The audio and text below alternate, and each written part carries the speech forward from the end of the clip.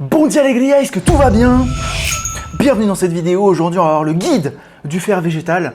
Donc pour ça, on va pas ouvrir le mail de Veganuary, c'est toujours pas démarré, vous avez les liens dans la description, dans la barre d'infos. Mais on va voir plutôt mon guide du fer végétal. Et regardez-moi cette image, regardez-moi cette créativité, regardez-moi ce génie. Mettre un vegan sur un fer, bon ok, c'est pas drôle en fait. En fait c'est pas drôle. Déjà on va commencer par dire qu'est-ce que le fer. Donc le fer, c'est ce qui permet effectivement de transporter l'oxygène dans le sang grâce à la création d'hémoglobine. Voilà, c'est elle qui colore les globules rouges qu'on appelle les hématies. Voilà, un petit peu de culture G, on balance tout ça. Lorsque tu n'as plus assez de fer dans le sang, ces cellules rouges ne sont pas assez produites, le jeu la distribue. C'est ce qu'on appelle l'anémie fériprive. Voilà, donc là des petits mots compliqués, histoire de mettre un peu de notoriété, histoire de mettre un nom quand même, à se dire ok Marco, franchement il s'y connaît. Voilà, en cas d'anémie, tu développes un épuisement général, un essoufflement au moindre effort, tu deviens un petit peu jaunâtre aussi accessoirement, difficulté de maintenir la température du corps, des maux de tête, chute de feu, dépression, irritabilité, bref, l'anémie c'est surtout pas quelque chose que vous voulez avoir, que vous voulez vous taper. Donc les amis, pour ça, quand vous êtes dans une démarche de végétalisation, effectivement il y a beaucoup de fer dans les produits d'origine animale, beaucoup. On va s'en apercevoir, c'est un petit peu tiré par les cheveux. Mais en tout cas, c'est vrai que c'est important, surtout si vous êtes une femme, voilà, chaque mois vous avez vos menstruations, vous avez vos règles et clairement du coup, il faut que vous remplaciez un petit peu le sang et du coup, surtout quand vous êtes une femme et quand vous devenez végétalienne notamment, c'est vraiment important de trouver les bonnes sources de fer et surtout trouver les bonnes combinaisons alimentaires qui vont augmenter l'absorption du fer dans le sang grâce à des aliments 100% végétaux. Avant ça, on remet une petite tartine, on remet une petite couche, voilà, le fer, il aide au système immunitaire, il convertit la nourriture en énergie, il aide à la santé des fanères, donc peau, cheveux, ongles. Il compose des enzymes de toutes sortes et il transfère l'oxygène depuis les poumons vers les tissus, donc ni plus ni moins. Une infographie qui est très importante, c'est celle-ci. Les produits d'origine végétale qui sont riches en fer. Donc là, principalement, on va retrouver effectivement comme d'habitude tout ce qui est graines.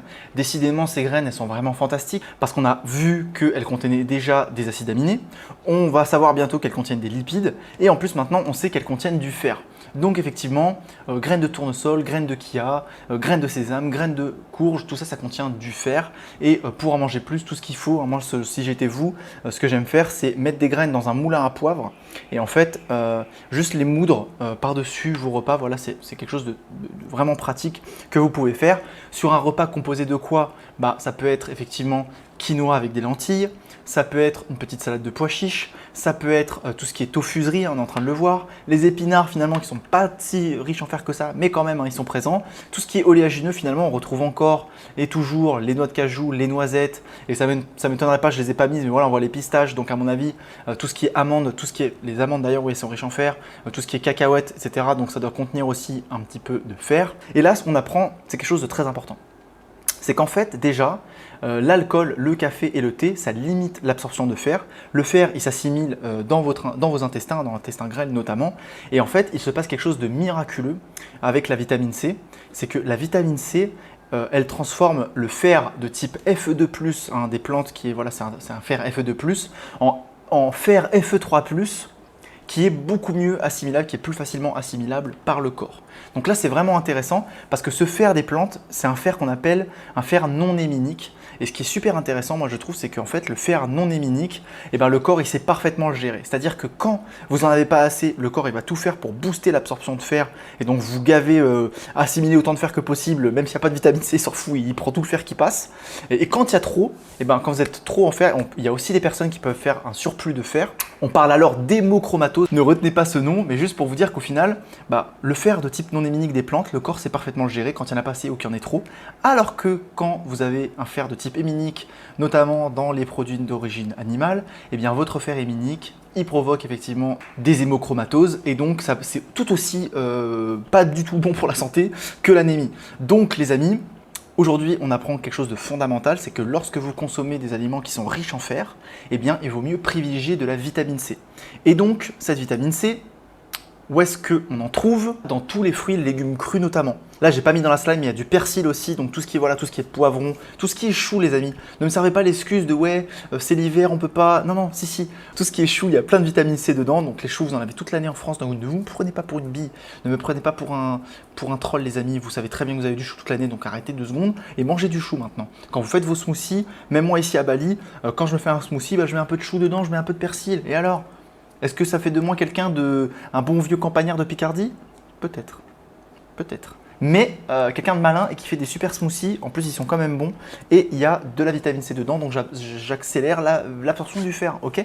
Donc vous avez cette super infographie dans la description, donc vous pouvez voir un petit peu tout ça. On a mis un petit peu de tartinade, hein, comment augmenter son absorption, effectivement, on l'a déjà dit. Notamment on a besoin de pas mal de fer. À quelle période de l'année, Jean-Jacques? Les femmes en période de grossesse et en fait à l'âge adulte. Donc effectivement, vous avez besoin de plus de fer hein, quand vous êtes une femme. Et là, qu'est-ce qu'on voit? Il faut éviter les produits laitiers, les jaunes d'œufs et les polyphénols, donc tout ce qui est dans le thé, notamment le café, l'alcool, l'acide phytique des céréales complètes, effectivement, légumineuses et graines mal préparées, les additifs à base de faux sages, charcuterie, fromage, qui inhibent l'absorption de fer. Donc finalement, vous pouvez même être anémié quand vous consommez des produits d'origine animale, parce que si vous consommez votre fer avec trop de produits laitiers, avec trop d'alcool, on l'a vu, trop de thé ou de café après les repas, en fait vous virez le thé, vous le virez le fer, vous le mettez aux toilettes et du coup vous assimilez plus rien du tout. Donc les amis, là, c'est vraiment très important que vous preniez en note ce super post que j'ai fait, franchement les amis. Voilà, hein, je m'envoie un peu de fleurs, mais bon, si c'est pas moi qui le fais, qui va le faire? C'est certainement pas vous en commentaire. Lâchez un petit commentaire hein, si vous voulez me rincer un petit peu pour cette infographie qui est vraiment capitale. Et donc, effectivement, le fer, là, c'est ce dont je vous parlais. Effectivement, la vitamine C convertit le fer Fe2+, en Fe3+. Et là, on s'aperçoit quoi? Que finalement, les produits d'origine animale, ils contiennent pas tant de fer que ça. On voit dans cette infographie un peu extra que finalement, bah ouais, dans le bœuf et même dans le poulet, c'est très en deçà de tous les produits d'origine végétale qu'on voit juste après. Donc en clair, en résumé, qu'est-ce que je vous dis hein, dans cette slide? Ajoute des aliments riches en fer dans tes plats, booste-les avec de la vitamine C, fais-toi rêver, hein, fais des super préparations. Et d'ailleurs, je viens de vous retrouver une slide là comme ça, très importante, qui est voilà, une journée riche en fer. À quoi ça ressemble, végétal riche en fer? Ça ressemble à quoi? Encore une fois, on retrouve ce bon porridge hein, du matin avec des petites graines de sésame, des amandes et des fruits, une petite salade de quinoa le midi avec des lentilles, du cumin, le cumin qui est une épice qui est très riche en fer. Je crois que c'est l'aliment qui est le plus riche en fer au 100 grammes, mais bon, vous pouvez pas manger le cumin comme ça, c'est un petit peu dégueulasse. Vous mettez des petits légumes crus avec tout ça, notamment du chou, pourquoi pas. Et le soir, vous faites, pourquoi pas, voilà, faites-vous des petites tortillas mexicaines, mangez mexicain le soir, faites-vous plaisir avec votre alimentation végétale, c'est très important pour garder le cap. Hein. Donc ça, pour ça, Veganuary, ça, ils ont géré. Si vous n'avez pas démarré votre Veganuary Challenge, hein, toutes les infos sont dans la description. Donc voilà les amis, vous faire plaisir les amis. Des super aliments, voilà. Voilà, même hein, faites attention au surplus, je vous dis, voilà, spiruline, clamates sont un bon supplément à faire, mais évite la complémentation vitamine C de synthèse ou zinc, qui aura des effets néfastes sur l'assimilation de ton fer. Donc les amis, quand vous voulez augmenter votre assimilation en fer, évitez tout ce qui est vitamine C de synthèse, notamment avec le zinc, hein, ça inhibe l'absorption, et évitez toutes les substances mentionnées dans ce post. Hein. Effectivement, donc ça c'est très important. Donc là les amis, je vous ai fait une vidéo en avance rapide.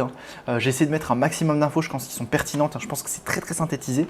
Mais si vous avez besoin d'aller plus loin dans votre nutrition, si vraiment vous voulez vous former et devenir un expert en nutrition végétale, en fait, je sors mon école au mois de février, Vegaia, et qui va vraiment faire de vous quelqu'un d'un expert absolu, un leader dans l'alimentation végétale, dans la nutrition végétale. Et ça, je pense que c'est très important pour le monde de demain, non seulement d'avoir les bases en nutrition, les faire marcher sur soi, mais aussi les propager aux autres. Donc c'est pour ça que je vous donne plein de bons conseils dans cette école, que je ne peux pas résumer hein, dans des vidéos YouTube, parce que sinon ça durerait des heures et c'est juste inregardable. Mais là déjà aujourd'hui, j'espère que vous avez kiffé cette vidéo. Il y a toutes les infos, si vous avez plus d'infos sur Vegaia dans la description.